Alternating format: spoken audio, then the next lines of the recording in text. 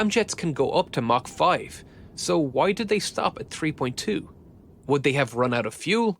Fuel efficiency in terms of cost doesn't mean a whole lot to a military plane like this. The military doesn't care about cost, but the more fuel you carry, the heavier and bigger the plane gets, increasing the fuel it uses. There is a break-even point and the plane's range will be limited. But the engineers did manage to fill the plane up with an astounding amount of fuel with some clever engineering.